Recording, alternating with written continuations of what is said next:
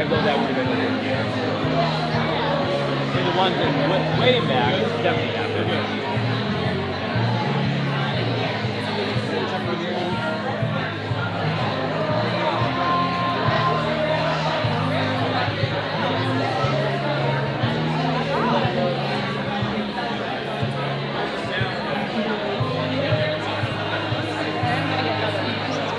Yeah, I'm still waiting. Do you want another one? I'm good right now.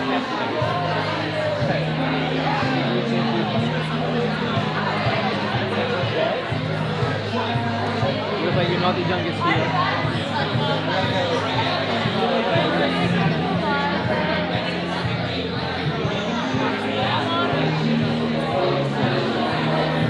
Come on, did you finish that book that you got from Mom?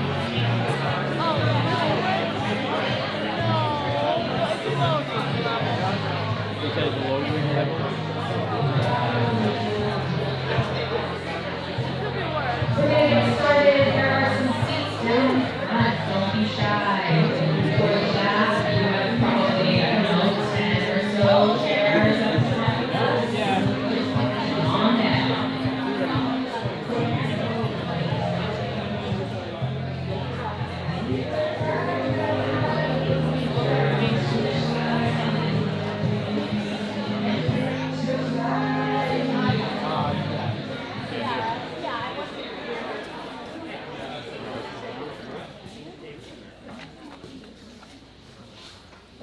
Hello?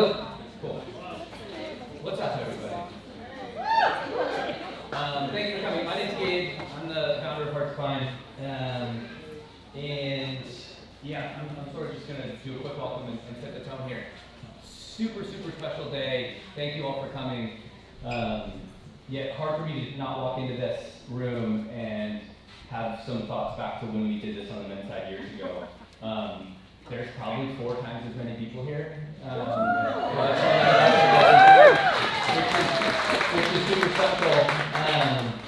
For those that have followed this process, this club, it goes back 6 years, 7 years now. And if you followed along that way, you would know that the intentions on the women's side have been a part of this plan from day one. And so, for myself, I think it's almost like this little bit of a pinch me moment that we're here. One of the things that was critical to us, as we're building this thing, is to treat each club with the same, intentionality and purpose that they deserve.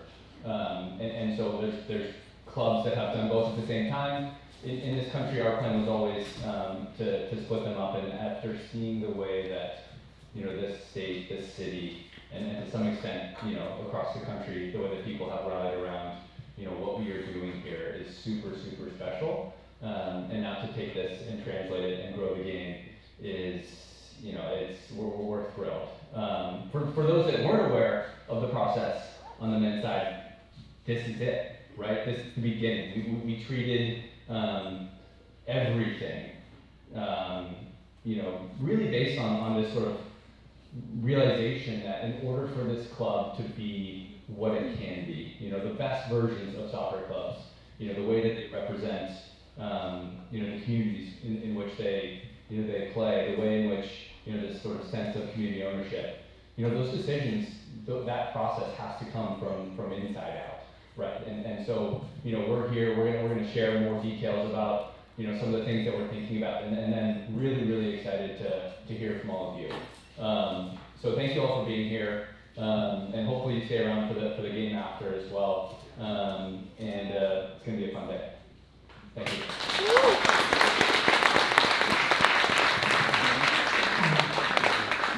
Thanks, Gabe. Hi, everybody. My name is Anna Laurel, and I just wanted to give a quick spiel about why I'm up here. I live in Portland, so there's that. And my connection to the club is because this guy, Brooke Cherry, is my husband. He was the original creative director for the club, and he's been supporting Gabe over the course of the many years that the men's team kind of got off the ground. And my connection to Maine is that my family is fortunate enough to have a place on North Haven, which is an island off the mid-coast. My dad was a teacher, so I got to spend every summer of my life there. scooping ice cream, teaching sailing, running camps for kids, doing all that good stuff. And it's been the one constant in my life. And now my whole family lives in Maine full time. It's a huge part of who we are, even though we know we will always be from away. Burke and I both work from home, and because of that, I got to watch Dave and Burke create the identity for what you all now know as Hearts of Pine. The team name, the crest, the colors, the vibes, the mission statement, all of it. And I chimed in when I could. If you've read the Hearts book, you know that the photo shoot for the first kit was done on North Haven, and my son and I were models for it. That shoot was done entirely on North Haven, which is why I mentioned it before. Those are all real people, real friends of ours, and that shoot to me symbolizes everything that makes Hearts really special. People coming together in an authentic way to celebrate and showcase what makes them unique, committed, integral parts of a community. And that's why we're all here today, and it's very exciting to me. Hi everybody, I am Burke Cherry. Thanks for the intro, Anna. I've been working in soccer media for the last 12, 15 years. Come from a filmmaking background, agency background. I've worked with Coca 90, Men in Blazers, done work with the biggest clubs in the world, Major League Soccer, NWSL, worked closely with Becky Sauerbrunn and Sam Lewis and a lot of wonderful people in the women's game. So, part of my role here is to ground this conversation. So, we're thrilled to have everyone here. In the words of our club president, Kevin, we're looking for reckless candor. We want you guys to be really honest with us about what you want to see from this club. We can't do it without you, and that's proven 20 times a year at Fitzy, the traveling support. There's over 500 people coming down to New York next week to see the Cosmos game. Pretty frustrating probably for them that their stadium's going to be taken over for their first game by a bunch of Mainers, but hope to see some of you there. But to kick things off, to Gabe's point, this is the first of a couple conversations we're having with the community.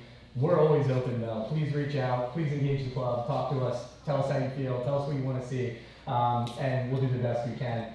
Also want a huge thanks to Allagash, have been huge supporters, huge supporters of everything we've been building. I think Gabe and I sat down with their team 2.5, 3 years ago on a much warmer day outside, having a couple of beers and talking about what this was going to be. It was still a glimmer in our eyes in a lot of ways, but to see what it means now to the community, to the people in this room is incredible. The other big shout out to Hannah. Hannah's, I'm going to describe, she's like the selfless one who cooks the meal all day, and then when it's time for everyone to sit down, she says, I'm not hungry. She is somewhere hiding back there, but she's the glue. She's the driving force. She is running this build out. And Rebecca, who you see coming through the crowd, always see, we have Soccer Club staff members, say hello, please. We also have a message, hopefully the technical side of this works, from a dear friend of the club, two-time World Cup winner, the player of the century, Michelle Akers. Hi everyone, this is Michelle Akers and Cheyenne and some of my littles. I just wanted to say hi and wish I was there with you at Allagash Brewery celebrating women's soccer, talking about women's soccer. I love everything that's happening in Maine for soccer in general, but especially what's coming in the women's game. So, up the heart, woohoo! And by the way, I got my scarf here. I'm wearing it. It's only 85 degrees here in Florida. That's how much I love Maine and the Hearts. Thanks for supporting. Bye.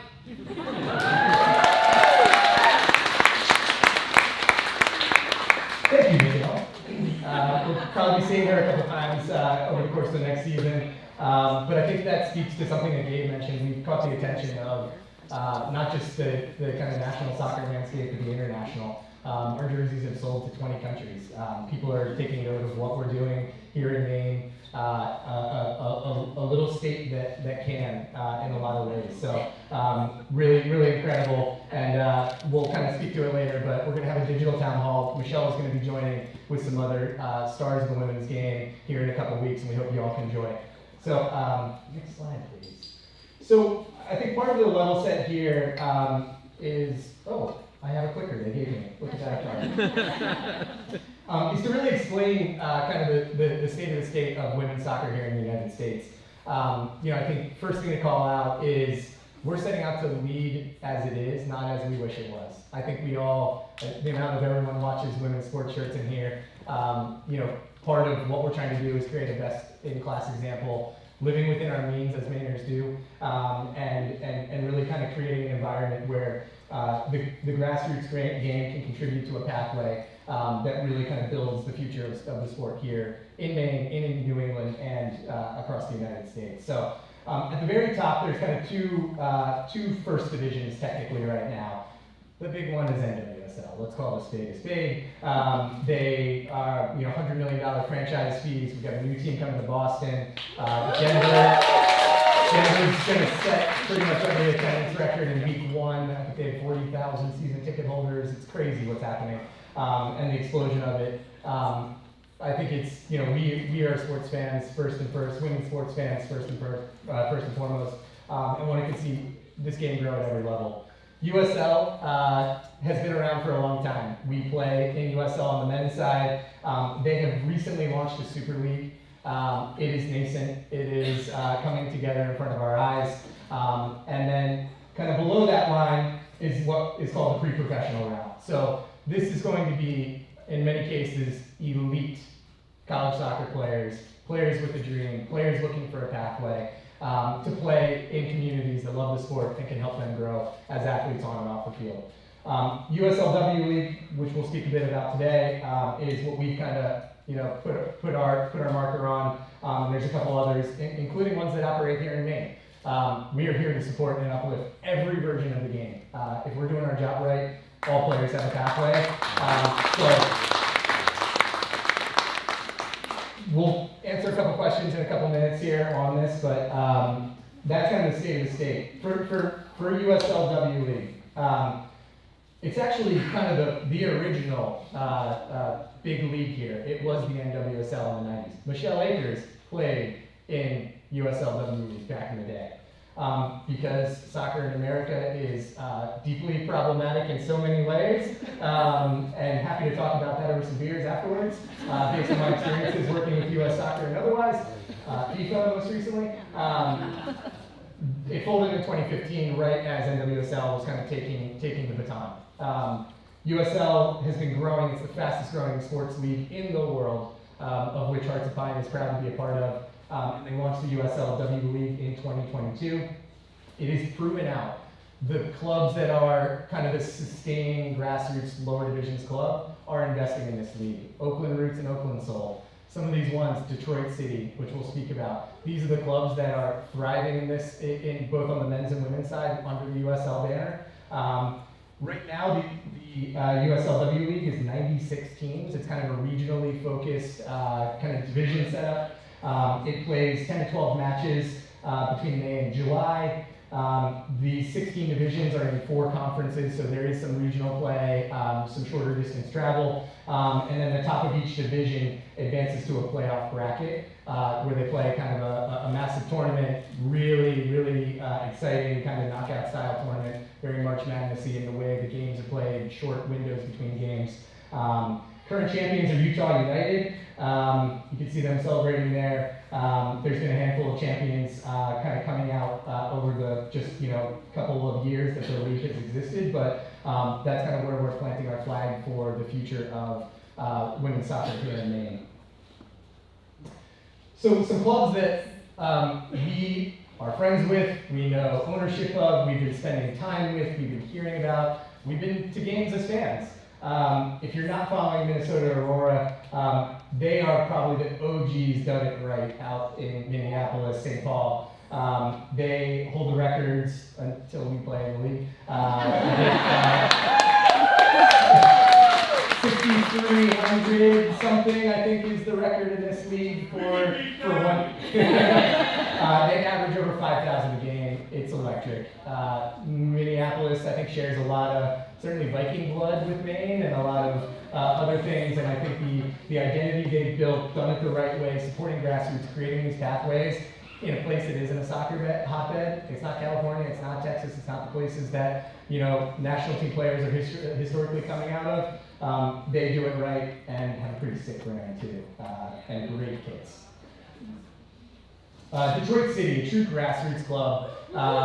Detroit, on the men's side, has been long rumored to be an MLS club, and for a myriad of reasons hasn't become one. On the women's side, they were being rumored to become an NWSL club. Someone's got to come up with $100 million plus for a franchise fee these days. But what we love about it is it's community first. They invest so deeply in the grassroots and giving kids opportunities on and off the field, education, school programs, and player pathways. Really, really incredible example, and an incredible atmosphere if you're ever out there. DU, I'm sure has paid attention to what they've done through the years. It is smoke, it is singing for 90 minutes, it's doing all the things we love from our fan culture here.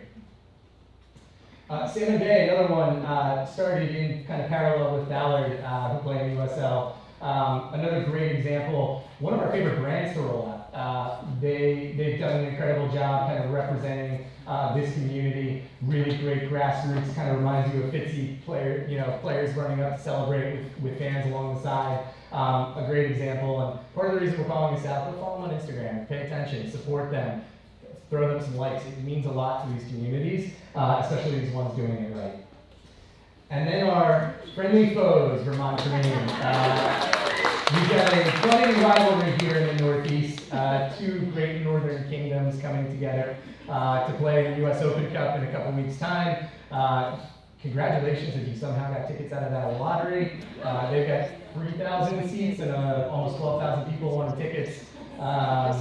Yeah, if anyone wants to do some Little Rascals, I can kind of, put you on my shoulders and we can figure that out. But what's cool is, without even having a real women's team, they were activating the play friendlies to prove the model for their community. It helps that Sam Ewis, Boston's finest, World Cup winner, Hall of Famer, will be a Hall of Famer, a friend of mine as well. She is a wonderful person. She lives in Burlington and came out as kind of this celebrity coach. They rally for 1 or 2 friendlies a year, 3 friendlies a year, to really kind of create this momentum as they were looking at the W League, in which they'll be playing this year. So very good chance if we're entering next year, as we're planning, we'll be making some away trips to Vermont, and we'll be welcoming them here. Vermont Green, incredible brand, incredible community, live and breathe who Vermonters are. Everything they do is about sustainability, protecting the environment. Bernie Sanders, the Bernie Bow, is what they call their stadium. It really represents who they are, and we're proud to see other clubs like that. I think that's one of the things that, while we're competitive and want to make those things, we want to win every game that our teams are coming and stepping out, but we also want to see the game grow, and that's really important to have other best-in-class examples like these. So please follow them, pay attention, support them, watch them, and learn. That's part of what we're all trying to do here. So now we're going to have a kind of question and answer section. Firstly, about W League, about what the expectations are for this. And Gabe will be answering a fair number of those questions. So I think let's back to grab the mic. But before we hand it over to the crowd, I think as someone who doesn't really know out of the gates, can you explain a little bit more what pre-professional means? One of you, I don't know, Gabe? Yeah, no, happy to. And maybe we could go back to the pyramid, might help too. Pre-professional level, I think Bert mentioned it a little bit. The highest level of amateur soccer in this country. One of the things that Bert, he mentioned is the Super League as well. So both the Super League and NWSL are first division professional soccer leagues. And they get sanctioned through US Soccer, who has, you have to satisfy all these different standards to be a first division team, to be a second division team, to be a third division team. We have some exemptions to be a third division team based on the stadium in which we play. So I think, and there's discussions and plans for lower division professional leagues. I think what I would want to say to this group here is that as those continue to evolve, as the landscape continues to change, that's absolutely where this club wants to go. Right now, our only option is sort of in this pre-professional level, but it's still, you know, as we talk about Vermont Green, you know, as probably the best example of teams playing at this level, there's a few different pieces of this that are really, really interesting. You can almost attract better younger talent, right? If you follow Vermont Green, you look at the players that have played for that club that are now, you know, getting drafted and playing in MLS or playing in Europe. These are really, really good players. They just happen to be 18 years old, 19 years old. And that's our goal here, is to attract, you know, the girls playing at Florida State and UNC and you know, the best players in this country. And that's sort of stealing from Vermont Green's model. If you look at the players that play for, you know, on that men's side, I'm sure that will play on the women's side, they're coming from Southern California and Washington and all over this country, and have sort of become this like destination football for the best players in this country at that level, and that's what we're here to create. Anyone questions? Raise your hand. I'm sure I'm not the only person with this question. With all the new, sorry, yeah. I can talk about that. Tell us your name and where you're from. My name's Charlie. I live in Gorham, maybe my entire life kind of person. With all the news of the USL Championship and the USLPA and all the issues going on with that, what are you guys doing to make sure that if you start a new team, these players are taken care of as well as they can be? Because I don't want to be a fan of a team who's like, oh, we love them when they're here, but as soon as they're gone, we forget about them, you know? So. Yeah, no, great question, thank you. Yeah, look, I think this is something that I think we take to heart. My past experience, I played in the USL Championship for 1 year in 2015. I had a bad injury and basically was just like left on my own to figure it out, right? So I've had that first-hand experience. You know, the way that leagues get judged basically is like down to their lowest common denominator. You know, we support our players, right? I think the way we house them, the way we feed them, the way that we provide resources for them, critically important. And I think what we're seeing now is this dialogue around, hey, you know, this isn't up to standard, right? And so I think I guess the points that I would make is it's not all bad, right? I think there are a number of teams at our league and at the league above us that treat their players really, really well. And there's some that aren't, right? And I think the sort of dialogue that we're having is how can we get better, right? You know, and it's a struggle. I think it's a tough business, right? We lost a team a couple weeks ago in this league, right? You know, due to financial reasons. So it's you have to be able to invest in what this is going to be. It's still hard. It's not perfect. But I think hopefully, you know, the end result of this is, you know, we've gotten better, right? And I think, you know, that's part of the progress. Yeah, one thing to add too, the thing that I keep hearing Gabe say in the office is best in class. I think what we've done on the men's side is set a new bar, and that's you go back a couple of years, that was always the goal. And I think that's something that Gabe has very clearly stated. Hannah lives it and breathes it every day, pulling us together, building focus groups, pulling events like this together. A lot of clubs aren't, and even here, that was the first question, is a really powerful thing, and really goes on that kind of vision board of how we build this out correctly.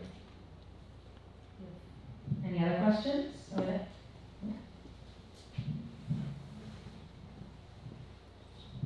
Hi, Mary from Portland. Where are we in the process? When do you plan to start? Like where, how far along are we? I have lots of questions, but that's like, kind of like logistically set the stage where we are. Yeah, great, thanks. Great question. So the goal right now is to play in this early summer, May of 2027. So we have this town hall, we have 2 more, and then as Burke spilled the beans on, we have a really exciting virtual town hall. We'll announce. There's a lot of work that we have to do internally, and we're gonna talk about some of those key decisions. But this is really the beginning, right? You know, we're engaging with the league. We have our sort of, you know, plan in terms of, you know, when we want to step on the field. I think critically to understand as well, we still need approval from the city of Portland to start this thing and to play at Fitzpatrick, right? So we are having those conversations. You know, right now we've invested a lot of money in that facility, and we've improved it, and we can play there our 18, 20 games. But we're having those conversations with the city of, hey, we'd like to bring this, and we'd like to play Pitsy, and we'd like to treat it, and create that same environment. So those things will be coming over the next couple of weeks in sort of parallel pathing with all the critical work on brand decision making and other organizational pieces as well.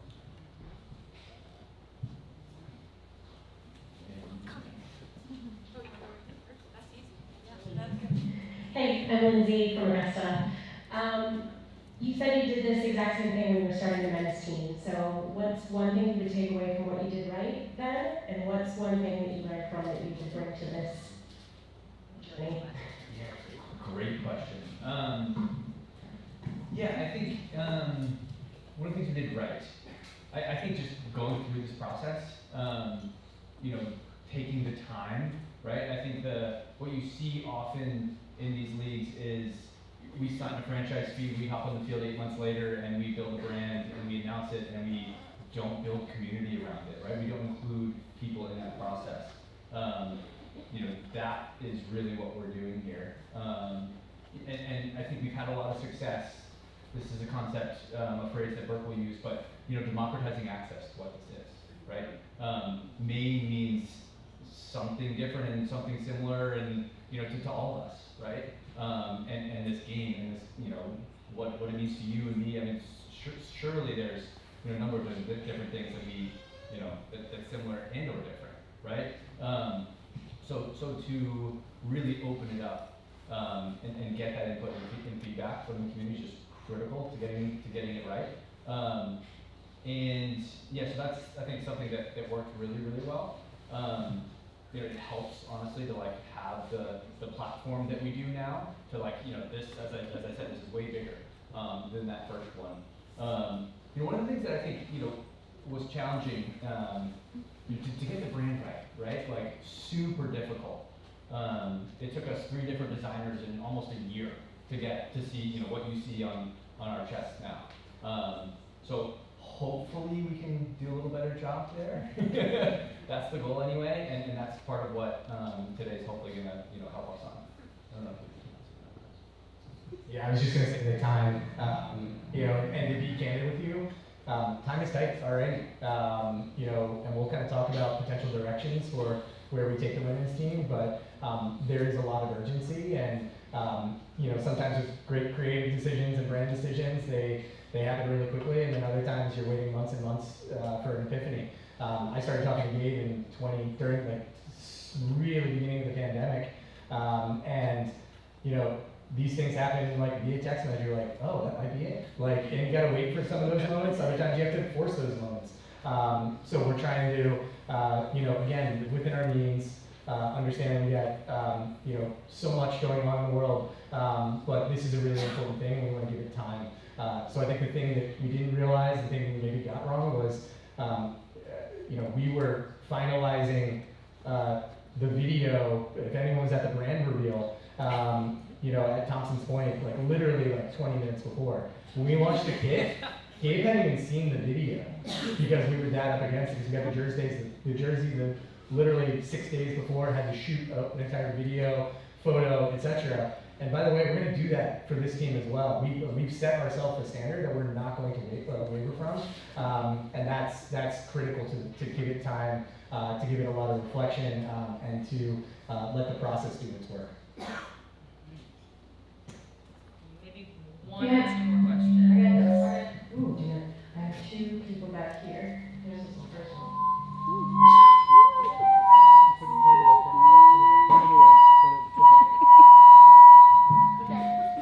What? Just yell. Yeah, just yell. That's right. I was wondering, there's a lot of people that travel for the Hearts of Pine, and you mentioned that a lot of the teams are regional. How far, how vast is the region that we're trying to get into? Are we going to Michigan, down to Virginia? How large of an area are we going? Because it's kind of a shorter season than we have for the Hearts of Pine, and just that make it known so people have expectations of oh, I can go to these games or these games and not just on the road all the time to support as much as we can. Or like have groups of people who can go to different games for support. Because we want people to be there. Just like how there's, you said, 500 people going to the Cosmos game, how are we going to make sure that we have that support for the women's team as well? It's a great question. The thing about USL is it changes year over year. In the league we are playing in, a team dropped out a couple weeks ago. So the entire schedule is getting rejiggered and things like that. USLW, because of the regional presence, I'll give you what it is in 2026 for Vermont Green, Hartford Athletic, AC Connecticut, New England Mutiny, which they play in Massachusetts, and Hudson Valley Crusaders. So your farthest drive is going to be about 5 hours away. So the value proposition for the women's team is also different than the men's. I know some of you people flew to Spokane. I know some of you people go to Naples. It's an incredible thing, but that traveling support, which is unique in American soccer, and there's always these incredible things that kind of show, like in the European, in the Champions League, going from Turkey to England, it's not even getting across our country. And that's what American sports fans are up against. So we actually think that's part of the value proposition of the women's team, that within a 5-hour drive at the farthest, you're going to be able to go see these players play home and away, which is really cool. And some of these clubs, like it is not what we do. It's not in USL 1 on the men's side. We are a special breed. There's going to be more of us year over year, but we're part of that. So great question, and it's one of the best ways you can really support this team next year. One more over here.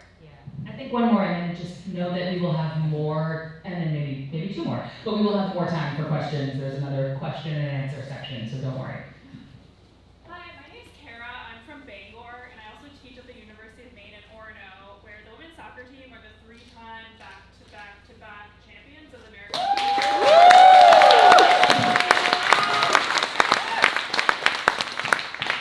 all forgetting players from North Carolina, Florida State. I'd say Wake Forest because I went there up here. But would there be a sort of homegrown opportunity for the Maine women to have the Hearts of Pine behind them, and also to kind of bring in more of the state to women's soccer down here? Yeah, absolutely. Thank you. Good question.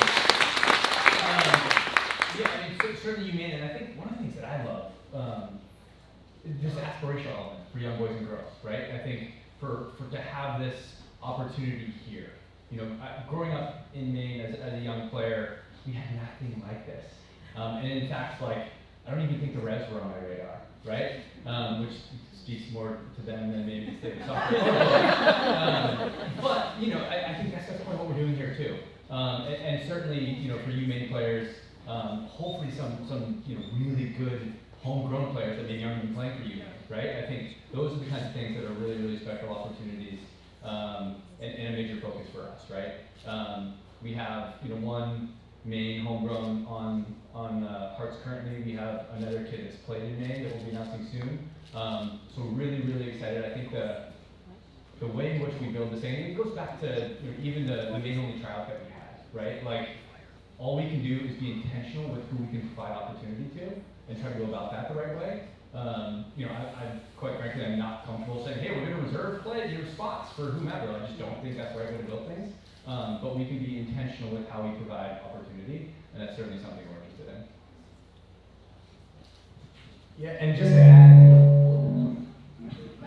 to add, we've been having conversations with Soccer Maine, kind of the governing body here in Maine, just to kind of paint a picture on kind of boys versus girls soccer in Maine. In terms of registration, girls only make up 38% of registered soccer players in Maine. It is very difficult to find grassroots coaches who are women in their communities. So even just beyond the FITSE, what we can do in the community to paint the picture of that pathway. I grew up in Pennsylvania, and they had a USL club back then when I was a kid. I didn't know those guys weren't messy. Just that proximity to the sport in actually what ended up becoming my high school soccer stadium was a game changer. for what you can believe in, what you can see. And I think on the coaching front, we have a lot of work to do. It's something we've been talking about, of like grassroots license. That's the license to like coach U10, U11. If anyone's been pulled in as a volunteer coach and never done it before, it's terrifying. I coached and played my entire life, and I'm terrified by little kids. So to be able to be given those tools to do that all the way through, traveling club coaches being women versus what we see now. So we'll continue to kind of report back to you guys on some of that stuff. It's actually stuff we can really KPI ourselves of like, now and 5 years from now, what did we do? Instead of fancy marketing videos and frankly stuff we like to do as well. But that grassroots impact, there's a huge opportunity in the women's game. And one of the things that we're friends with some of the Vermont Green guys. California, Texas, Florida, they've become the soccer hotbeds. Soccer history started in New England, and we're trying to pull that gravitational pull back to this area. And that's something we need to do from the top. Hi, I'm Devin. I live in Portland.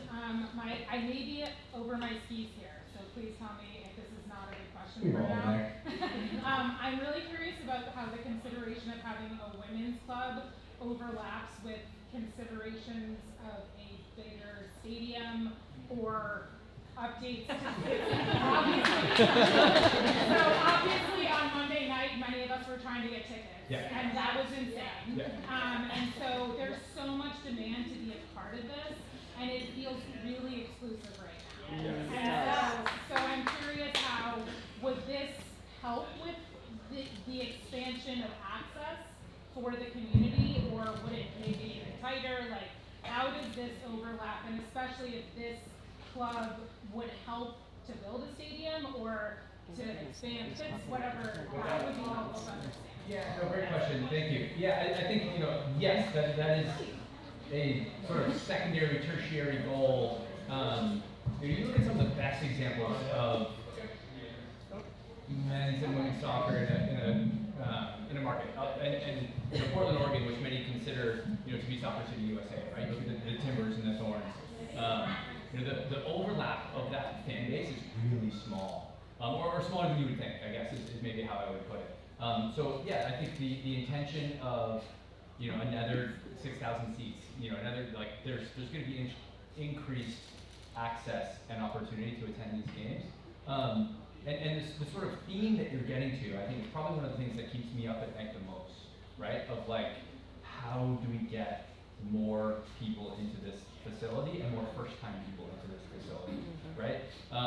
We made some changes this year with, we did our single game. We've added more seats. We're doing this last chance sort of lottery system so that like every week people have opportunities. It's imperfect.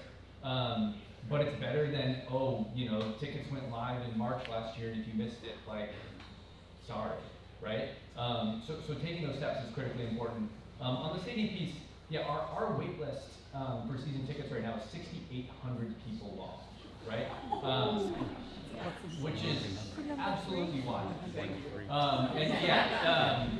so what it has done is it's forced us to have some of these conversations and explore new opportunities a little sooner than maybe we would have thought. We love Pitsy, we love the environment that we have, but we also have to do right by the people that want to support this club, right? So we are having those conversations. We are looking at what our options could be, and that's a long process. It took me 6 years to get the city to agree to let us start pro soccer in Maine. And we have a lot of support. It's very different than it was back then.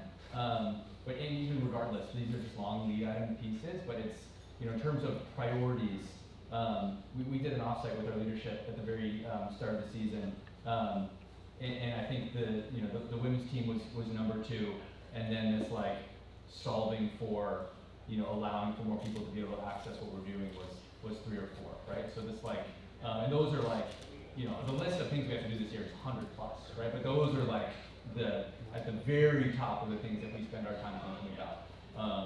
So yes, I think there's a dream of 5, 6, 10 years from now, professional men's team, professional women's team, promotion relegation, 10,000 seats, like all those things, right? But it's going to take some time to get there, but certainly things that are on our radar and we're working towards. I think we're going to stop questions now, but again, we will have more time to answer questions. We have a couple more slides. Or you want to talk about that? Yes. So, part of why we're here today is, to really kind of talk about the brand and the identity. The crest in many countries is called a badge. People wear it as a badge of honor. Walking around Portland, it sure seems that way, which feels really, really great to see it on the back of cars anywhere you drive, walking around the old port.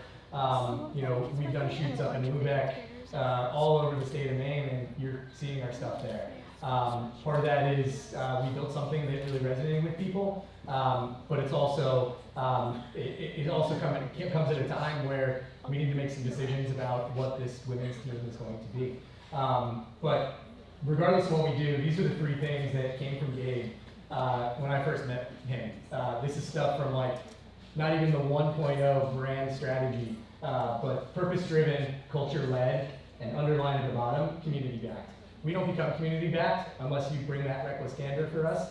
You tell us how you feel.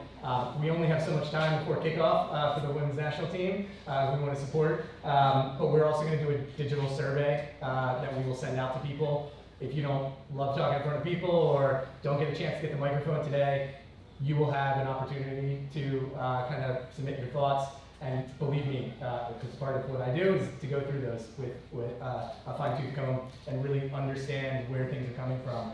When we did this for the men's side, the good thing is that we had already we think that's the name for the club. We didn't have a crest yet. We had some ideas, and there were affirmations over and over and over again.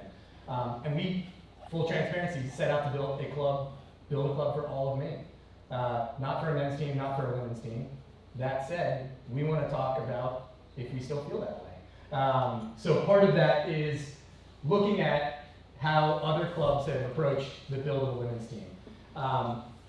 Quick detour on the history of men and women's soccer globally.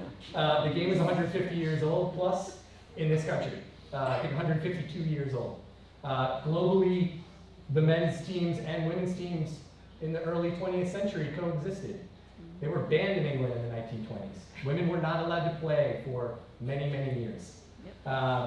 It wasn't until the Michelle Akers of the world and that generation uplifted the women's game to the point it is now, with Barcelona selling out massive, massive stadiums, Vermont Green, Detroit City, in our little ecosystems, selling out their stadiums, showing a pathway.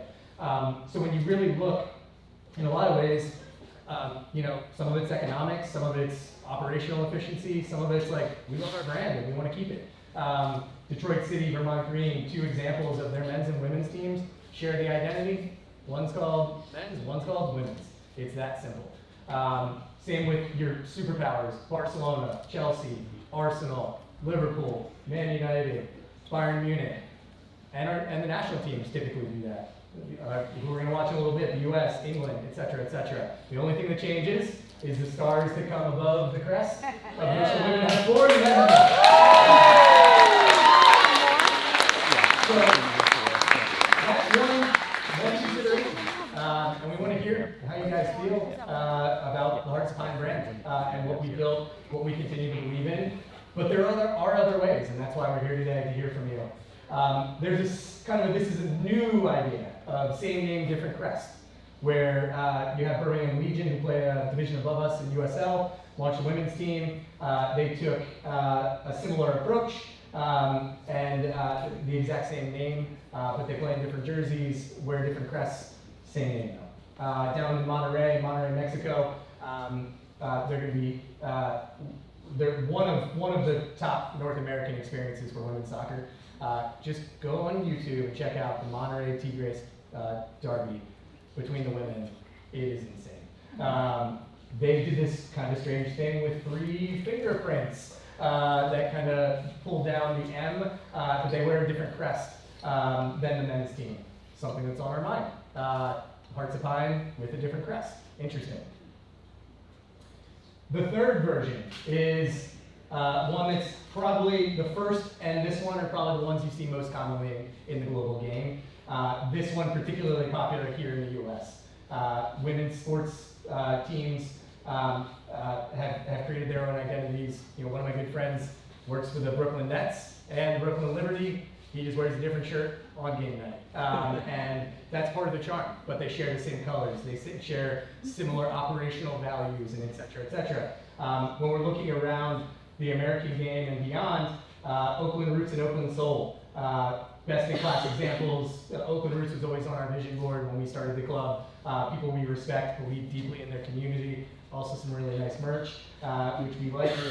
Louisville City and Racing Louisville, they changed the name, but share a similar color palette. Gave kind of lavender to the women's team. The symbols are the same. Those are kind of pulled back and forth between the men's and women's team. We mentioned Salmon Bay and Ballard, same crest shape, where and they share the bridge, something that connects them as a community.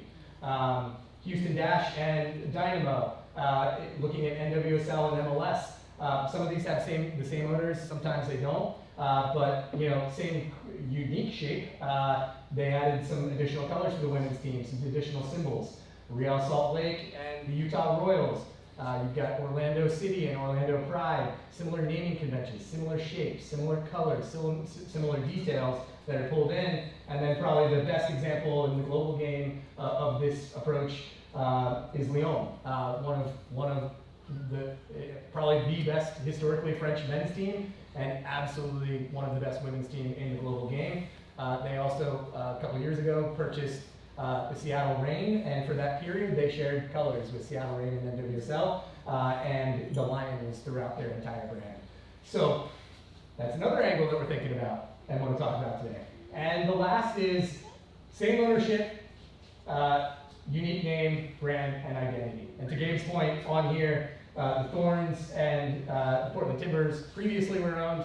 That's another story of why they're not owned anymore. They don't own the Thorns anymore. Google it. But they set out, even though they share a circle, there was no intention whatsoever to share a brand identity. They set out to create a completely separate community, separate club ethos. Everything they stood for on and off the field was different. And then looking in our division on the men's side, Richmond Kickers, they launched Richmond Ivy playing in the W League. Nothing related between those brand identities. So, some big decisions for us to make, to think about. And you know, part of it here is starting the conversation. You guys are the first ones, other than the front office and loved ones and friends who support the global game, that have to listen to this at the dinner table every night. You know, we're here to talk about that. And to kick that off, we wanted to bring up a bit of a local celebrity, seen there. Affectionately known as the Queen of Hearts. Dana, where are you? And for this section, questions, comments, whatever you want to talk about until kickoff. We're going to be here kind of hearing from the community, but someone that's been integral to what Hearts of Pine has become.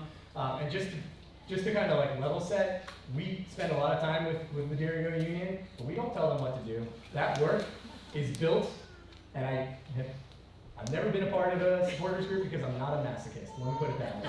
The amount of hours, the amount of rehearsals, the amount of love that goes into it. Dana is a symbol of that each and every match day at Fitzy, and thank you for sending it in.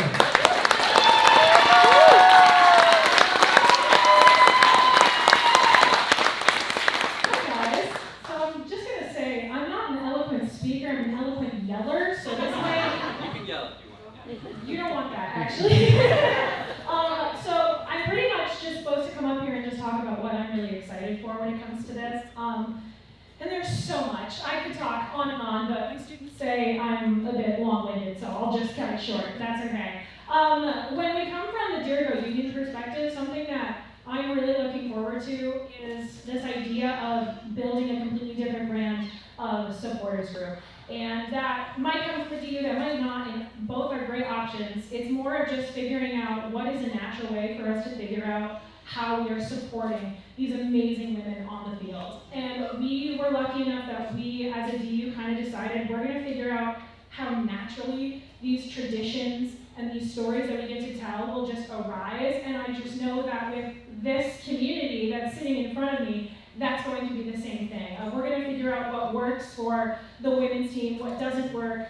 The supporters group that will eventually rise for the women's team will not just be a copy and paste from what we've done for the men, because what works for the men, it might not work for the women. And I just know that this is the community that's going to be able to see the difference in that and also respect the difference in that too.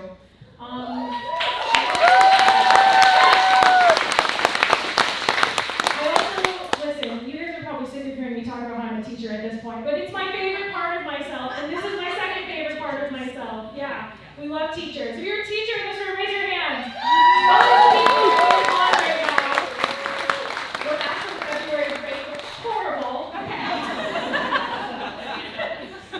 When I look at my students, I am lucky enough that I get to share this experience with my students, and it's my favorite thing. I've got so many students that come up to me and they're like, Ms. Berger, did you see the new signing that we've got? What do you think about it? What are your thoughts? And I don't know enough about signings, but I just say, wow, crazy, and then we move on.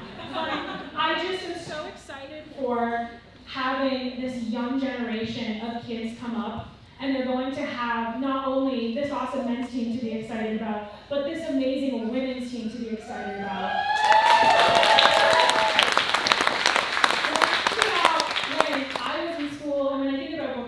It just even felt like going to even like the high school girls basketball games was always on the back burner, and it wasn't the one that people went to. And I see that with my students. My students who go to their girls basketball games are so confused why they don't get as many people coming as the boy players do. And it's so hard to recognize that and then not be able to do anything about it. And I feel like this is us being able to do something about that and to actually be able to fix that. And also, I don't know if you've ever met a 13-year-old boy, but getting them to wear Leap Your Heart across their chest is not something that they're normally very into. But they're into it here, and there's just something about soccer that's able to kind of bridge that gap of what was embarrassing or isn't embarrassing. Suddenly it's cool, and it's what they want to do. And now we're going to have not only a women's team, but a women's team that already has this amazing support system behind it. And they're going to be able to see that that's something that I should be supporting just the same as I support the men's team. Yeah.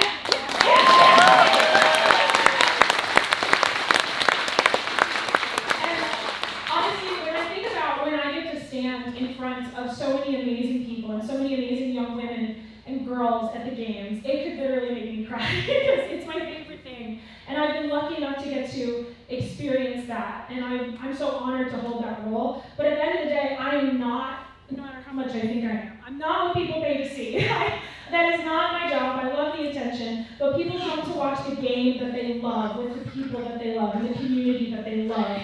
And I am so proud to be able to be a part of something new that's being built. And even though that's my job, at the end of the day, I'm still a supporter. I'm supporting this game. And all of the women who are now in the stands who feel like they have a spot there, I think it's about time that they realize that they don't have to support the game, that they are the main event of the game.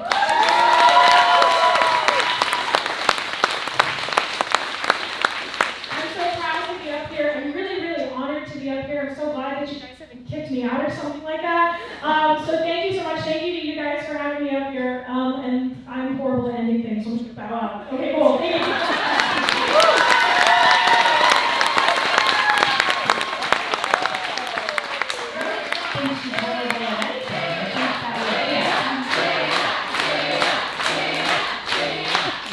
Amazing. Okay, we're going to open it up to questions again. I know already there were a few folks. Rebecca is pointing to somebody in the back. Go ahead. Hi, Olivia, Portland. You talked a lot about the pre-professional and like the best of the college game. I'm wondering a little bit about a week ago, they announced the NWSL 2 league and how that might affect the player pool that you're looking at. Yeah, Mike's down. Yeah, so that's the second time they've submitted a proposal for that. It's definitely something we'll look at. I'm not super clued in with like when the intentions of when that would start, and then what the standards are going to be, right? So the largest thing sort of holding us back from that anything professional level is our facility, and so that's going to be one of the challenges. We're going to have those conversations. There's a few examples that came up on the screen of teams that are in USL and NWSL, so it's doable. But something we're going to have to continue to evaluate. But sort of as I said earlier, I think the intentions are for this to be the stepping stone towards professional soccer in Maine on the women's side. And just to reiterate, so like happy to do more questions and answers and fully encourage that. I think one of the things that would actually be the most helpful for us is this last sort of 4 or 5 slides that Bart went through. We want to hear what you think, right? We've had lots of conversations internally. It is something that I think about almost every night, right? Is it Hearts of Pine? Is it its own identity? What's real gender equity? We've designed it in a way to represent all of us. That doesn't mean that it has to, right? And I think, so just to reiterate that piece, I think questions and answers, totally fine, but this is what we're here super interested in. So, yeah. This Rebecca's on, okay. Hi, Paula from Portland. Being a woman of a certain age, I played youth sports, high school, college, nothing with any since then, I guess. But those of us who have done that know we're always the ladies' version or the women's version. So when you think about the identity, I'd like you to write that first press release.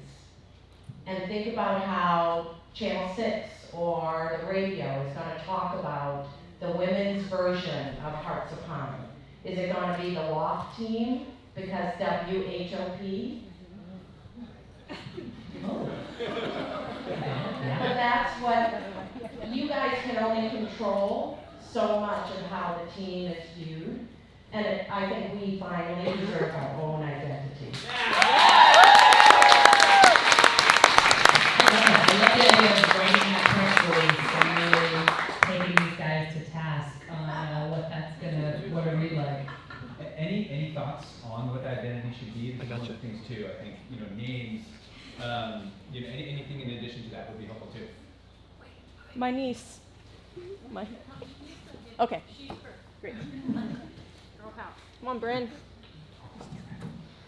I'm Bryn. I'm from Hollowell. I feel like since women's teams are, and women's everything, I feel like it's always affiliated with the men as well. So I feel like we need to be our own thing. And I really want to see a lot of like promoting girl power and like empowering youth. That's what I want to see.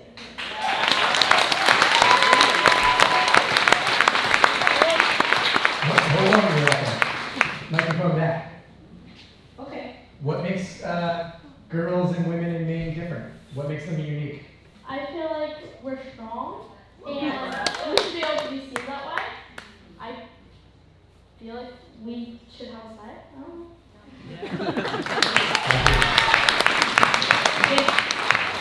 One of the things also to remember, we're going to send around, or you can, our code for a digital survey, and there's a way to get really in depth on your answers here, and we really want that follow-up. I told these guys when we were talking about the town hall that like, women will follow up, and we will do the work.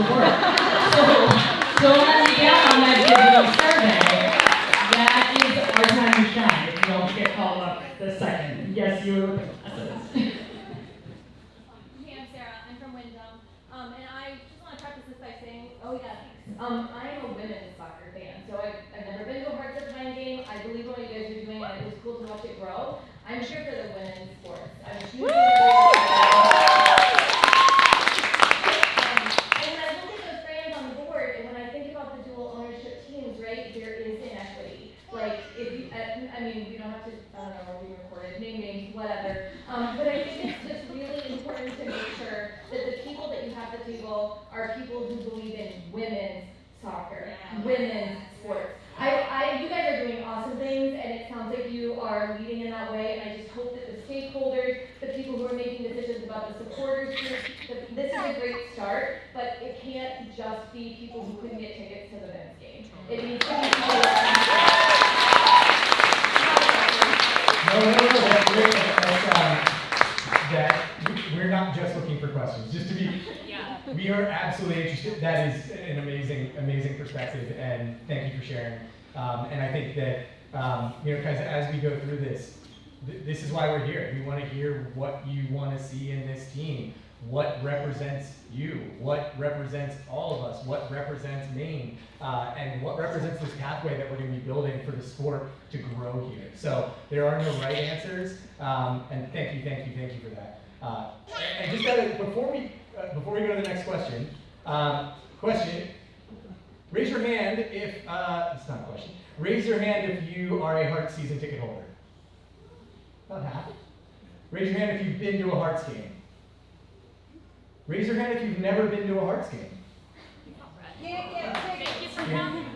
Yeah. No, and that's really valuable for us, because democratizing access to this vision for soccer in Maine is so much of why we're here. So thank you to everyone from all different perspectives. And now over to the back. Estelle, could you please quiet? Do not tell that baby to be quiet. Hi, I'm Kay, newly from Portland now. So I do think that the women's team deserves its own brand. It deserves its own identity. I don't want to be the Lady Hearts of Time.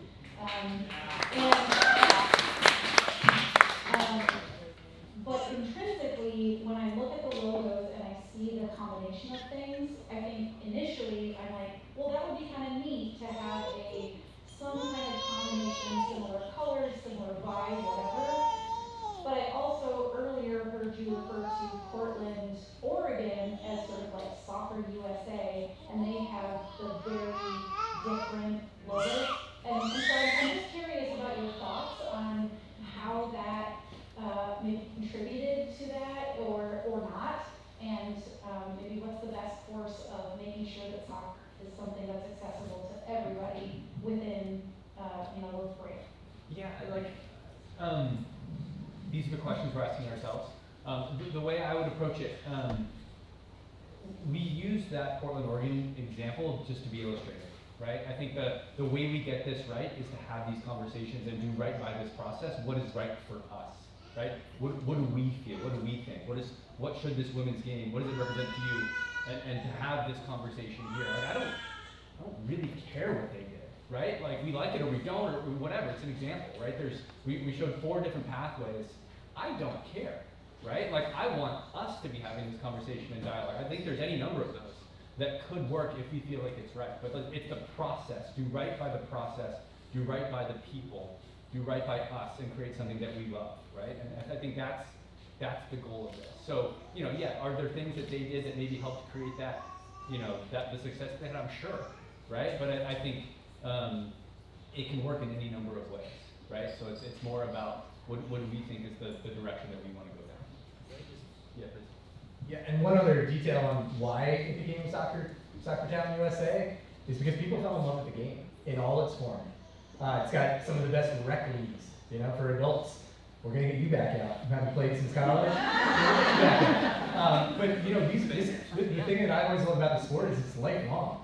It's one of the easiest things for a kid can do when they walk, to put a ball between their feet, and just go check it out. There's a league, like an over 70 league somewhere in the UK, with a women's league for the record, where people are kind of hobbling around, broken hip and all, playing the sport that they love. And I think that's something that we identify, that we've got this momentum in Maine that I'm sure when Gabe was telling people back in 2019 his vision for the future of the sport here, people are like, yeah, okay, Maine, right? Hockey, basketball, these other sports. And even to this day, some of the stuff that we've discovered about communities across Maine, when you go into northern Maine, it's hard to put 11v11 together. There's long been a push for 77 or 99. So small communities like North Haven, where they literally take a boat across a thoroughfare, and not probably in the safest way, to be honest, shuttling middle school kids to go play co-ed soccer to make up the numbers. So learning from you guys, hearing from you guys, we are unique here. The state is incredibly diverse, and that's part of the challenge of being able to represent something so magical and powerful that we all really deeply care about as well. So, yes. Hey y'all, thanks so much. This has been a great afternoon. My name is Sage, coming from Peach Island.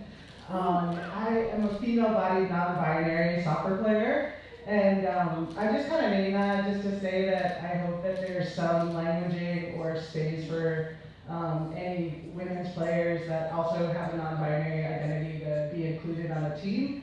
I was really lucky to get a season ticket. I don't say that to gloat. I just say that I feel like it was really one of the best decisions I've ever made in my life. I had no idea. Cheers to that. I was curious about what is currently right now and in the future your commitment to getting female-bodied people, women in leadership positions in the Hearts. And specifically decision-making positions. Question. Yeah, I think when you look at our front office, when you look at our leadership team, is full of women, and it's a critical part of the way that we want to make decisions. So pretty thrilled with sort of where we are, but I think this in particular, and I think if Hannah didn't have her fear of public speaking, she'd be the one up here. She's been the one doing way more work on this than Burke and myself and Anna. And I'm not that good on the mic either, and I don't necessarily enjoy it. But I think the championing this process, moving it forward, is being led by women. With everything that we are doing internally, and yeah, I think we want to continue with that to be how we build this thing. Yes, people in the back.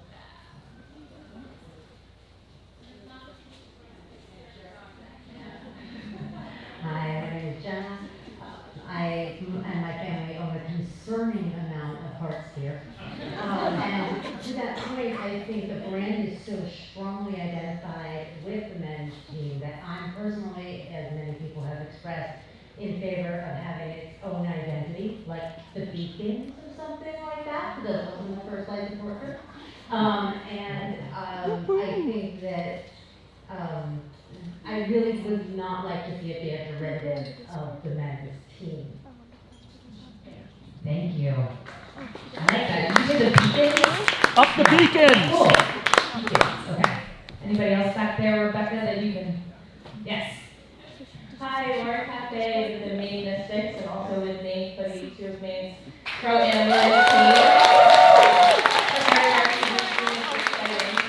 Part of the Maine Mystics, we have a men's side as well, so we're playing the UWS, but our men's is playing the UPSL. And I've been thinking about, do we want a different logo? Would I want a different logo for Portland Hearts of Pine? And I feel like it's hard to balance having a different thing, like a different women's team. And I feel like starting off from the same logo, the men and women of the Maine Mystics feel equal and almost empowered at the same time. So I would argue maybe the same logo, because then it's Portland Hearts of Pine together. It's not a men's team and a women's team, it's Hearts of Pine soccer. But in that same sense, men and women are different, and so keeping that equity in mind is important, and how we treat the women are different than how we treat the men, but under the same logo. Has worked for Maine Mystics so far. So we're excited for our spring season and excited for another women's team in Maine.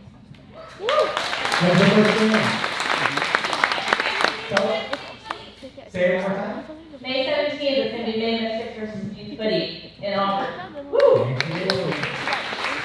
That was really articulated point. I think there's so much to consider about the brand. Who else has something to say? Rebecca? Yes. Hi. I'm also Lauren from Maine, from Portland. I've been thinking about this a lot and really want to honor that this team is unique and has a lot of firepower behind it, which is really awesome. Similar to the comment earlier that the press is going to say what they're going to say, the narrative may not be controllable. I think this team is going to be responsible for uplifting all women's sports in Maine, in this area, in Portland, about riding on it that this room cannot control, but the narrative will be there. So I'm also thinking about other ways that we can partner. We talked a lot about community, we talked about building the sport, we talked about grassroots efforts to get girls and women and female identifying people into sport and staying in sport and staying healthy. So I think it's really important to consider that we also have a rugby team that is very well renowned here at Quad. And there are other sports and other teams that are going to be riding this wave. And while it is not the responsibility in this room to carry that wave, I think a lot will be placed on this team to do so. And so I think it would be really wise to consider that and consider partnerships with some of these other teams, consider including them in exhibition games at the stadium, joint press conferences, things like that to elevate the sport in general, which will also in turn elevate this team as well. I think it's going to happen whether we do it or not, but we should really tap into that energy with some of these other teams like were mentioned earlier today too. That's such a good point. I think not to keep banging the drum about the survey, but there's a question in there about specific organizations, communities, other teams, things that you think that this team should be involved in or should have on the radar, especially if they're not well known and we might overlook them easily. Like, so please, again, do that follow up and tell us where we should be looking. Like roller derby. Oh yeah, roller derby. Is that in Nashville? Where's that? That sounds amazing. Okay. That sounds great. Rebecca, yes. I got one more back here, and then I'm gonna slowly start making my way back up. Great. Two more back here. My name is Katie. I am in Portland. I live right around the corner from Fitzy Park. Was not able to get any tickets for this season, but I love a good bit of merch, and I would like to propose, or just throw it out there, offering more extended sizes for women. We are not all one shape or size. And I would love to represent a bunch of time, so I really want to, I don't want to spend so much money on merch. But I can't fit into a lot of it. So it's very frustrating for me to want to show my passion for that and not be able to represent. So I hope that will be added to the docket of things to look into is those expanded sizes for everybody who wants to be able to show up. Hi there, my name's Kate. I'm head of merch. Yeah, Kate! And we'll do our best. We take inclusion seriously and we try our damnedest. It's going this in July and is what a town. And I'm sorry I shushed you. Sweet girl. That's the right thing to do. There was one more question in the back, I think. Yeah. Yeah, all right. At risk of being the Mean Girls meme, if he doesn't even know here, my name is Danny, and I'm from Athens, Georgia. That's okay, welcome. Today is my first day in Portland. The knowledge of Instagram marketing is working great. We've already bought a jersey on Valentine's Day, and I'm here today. But one, what you all have is incredible. I had the privilege of starting a minor league team down in Athens last year, and this is just amazing. Also, I don't know that I really have questions, but you should lean into the co-ed soccer thing. I always thought there should be a co-ed World Cup. You guys might finally have a chance on the men's side.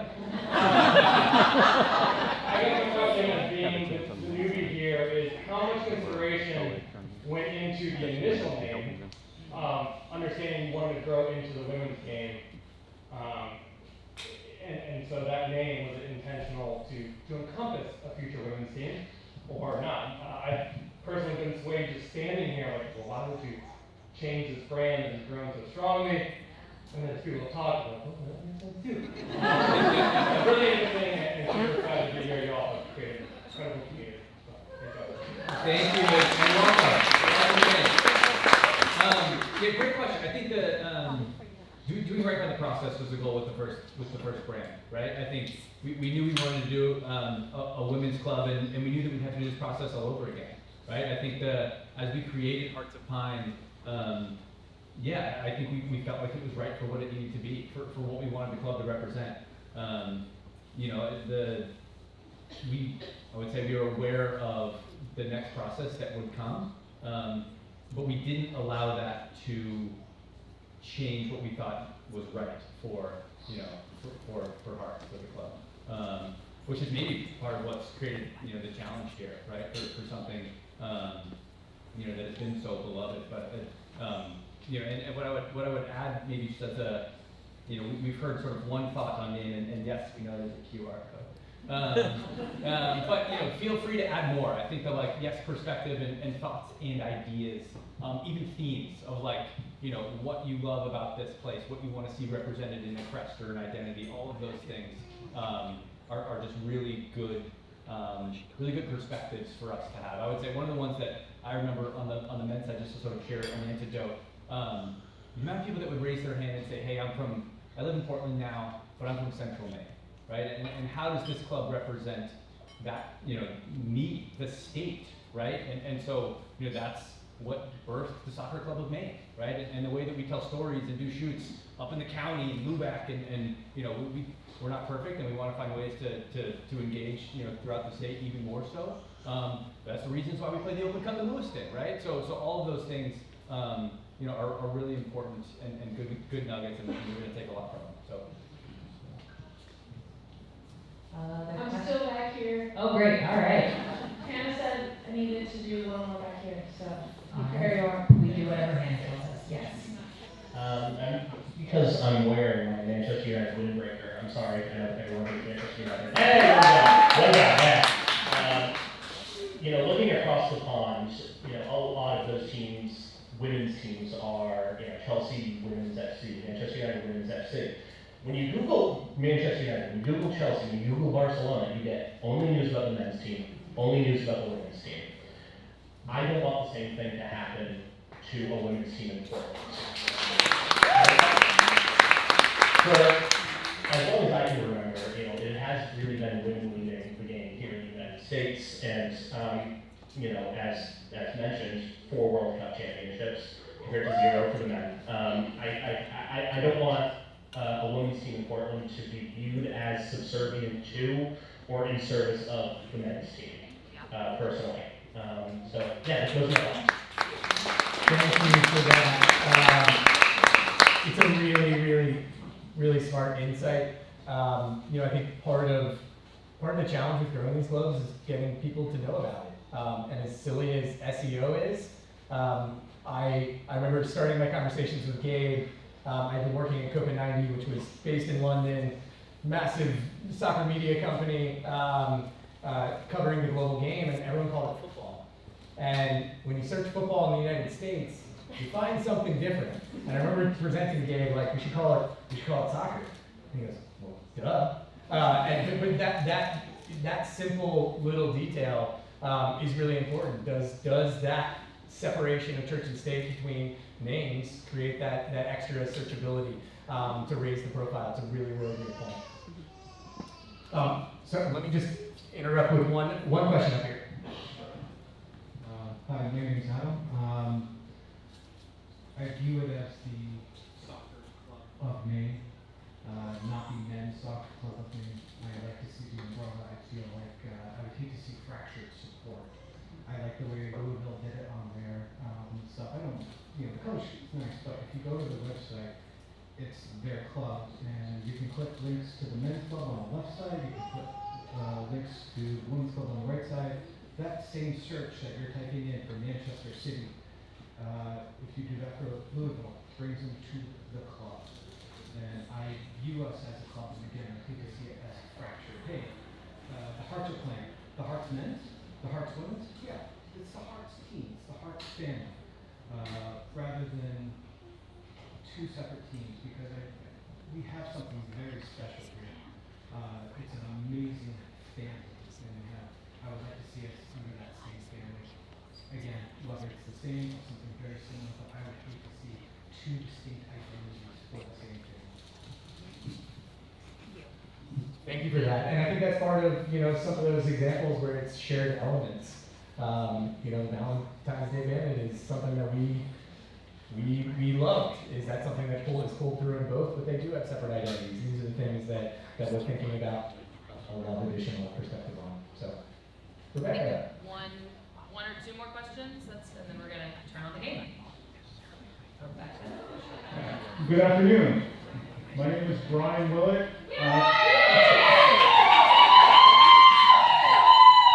I'm currently in Brunswick, Maine, but originally from Acadias-Bathurst, New Brunswick, Canada.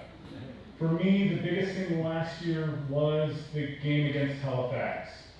And with the women's team starting up, being Pro-Am, I did a little bit of looking, and there is a Pro-Am league in Canada, League One, and they have sub-leagues in both Quebec and Ontario. Has there been any initial thoughts of trying to do some friendlies against those teams in Quebec and Ontario? Thinking about it now, Brian. One more? I have one comment on the branding and then one question that I think is important for like action for the industry. So I'll start with the branding. The iconography, the branding, the taglines of the Hearts of Pine is absolutely incredible. You see people, I think we've sold to every state in the United States and many countries. So I think incorporating some of the components of the branding is great, but I think the identity does need to be distinct. So there's a tree on the side of the shield. Like, can that be a lighthouse? Can it be something different? Like, there is ways to lean on the branding that we have, but do something different and unique and special. So that's where I stand. And then the question I have is, you note that like the biggest barrier to this team coming to this place next year is timing, city, approvals. So you have hundreds of people here, hopefully hundreds more online, that don't want to just sit here and hope. We want to do action. So what are the things that we can do to make this happen, to advocate to our elected officials, our non-elected officials, everything? Like, what can we do here for the team to make this happen? Fantastic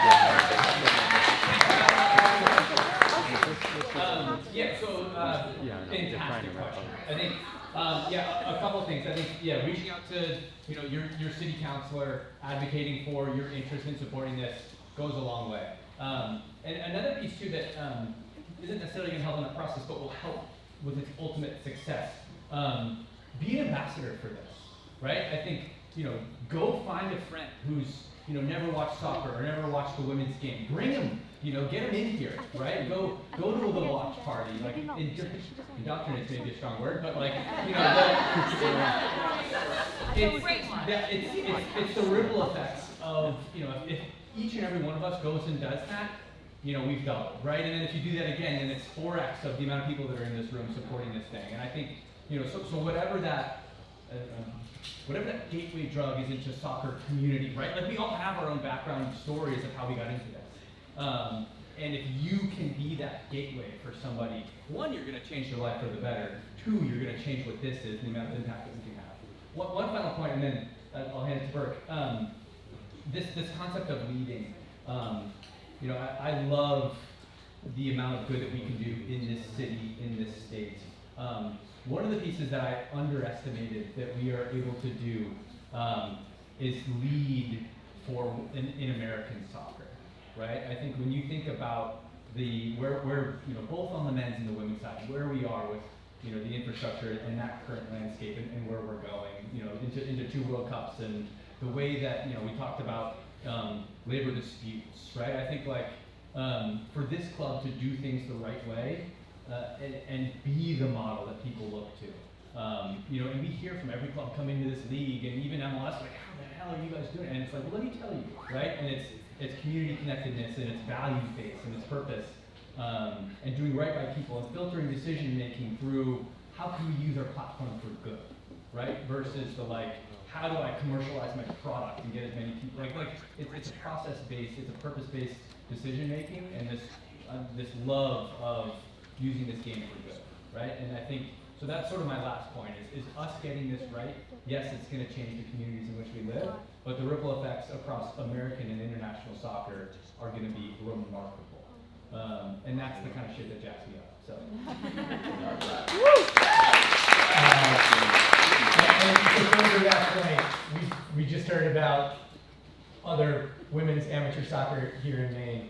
We heard about rugby. We heard about high school basketball. Go support the athletes and the communities and the people. And along the way, tell them about the club.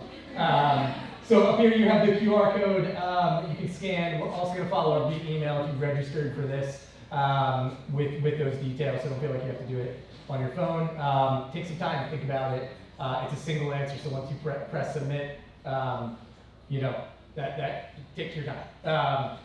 Additionally, we're going to get to this in a couple minutes. Thank you again to Allagash for hosting us. There's been a number of other watch parties, different moments around the World Cup to pay attention to this summer. And Women's World Cup qualifying is in October, so pay attention to that. We have a couple upcoming town halls. Gabe, maybe you want to just kind of share the details on that, and then we'll quickly switch over. Some of the attendees, going to be some great people showing up. Yeah, so this is the same structure we do on the men's side. The diversity of communities in which this club will engage with and represent and work with, right? So our second one, sort of on the business community and the nonprofit and community organizations. That one of the things that I love about Mainers, we sort of don't wait for permission to just do good work. And we have. Sometimes we can put our head down and just do, our own work. But if given the necessity or need or invited, the head comes up and we just rally around each other, right? And that is what we want this club to do as well. So creating the space to have those conversations is going to be important. In the grassroots space, mostly youth, right? So how does this club engage with the youth soccer clubs in this community? It's remarkable, like on the men's side, and there's this this aspirational element that I spoke about. There's also a little bit of fear of like, what are you guys going to do in the youth space, and are you going to take over? Our goal is to grow the game, right, and really focus. And we haven't talked about our foundation at all, which we launched in December. This concept of real, equitable access to this game, right? This pay-to-play system. This like I can afford to travel or pay the fees and all those pieces. I think. If I could choose one space where we focus on youth soccer in Maine, it's real equity, right? It's not running a youth academy that has 20 different teams and levels and is, just furthering the gap of access to this game, because it changes lives, right? So the work that we're doing in East End Community School and now Talbot, that's really just focused on social emotional skill development, right? And providing, access to better life outcomes. For kids that otherwise wouldn't be able to, right? I think like that's what we're here to do on the youth space. But having those conversations with the current youth infrastructure and the ways that this club can support them is super important. Virtual town hall, I think we're gonna announce tomorrow. Should I announce? Tell them. So on March 24th we'll have Michelle Akers, we'll have Sam Coffey, and we'll have Sarah Whalen, who's also a 99er. Joining us virtually, Michelle Linehan, who unfortunately is a Vermont Creed fan, but we still love her, will be moderating that discussion. Really cool, I think, to again, what speaks to the beauty and power of what we are creating here. That these women, have heard of us, want to support, right? I think. So it's really remarkable. It's going to be a fantastic conversation sort of about the growth of the women's game, the importance of markets like this, right? I think, I love the NWSL, I love MLS, kind of, but for smaller markets, for grassroots, community-connected clubs, this is where the real magic's made. So it'll be really fantastic to hear from those three women, that information will come out in the next day or two. So, we good? Thank you all Thank you for for coming. coming.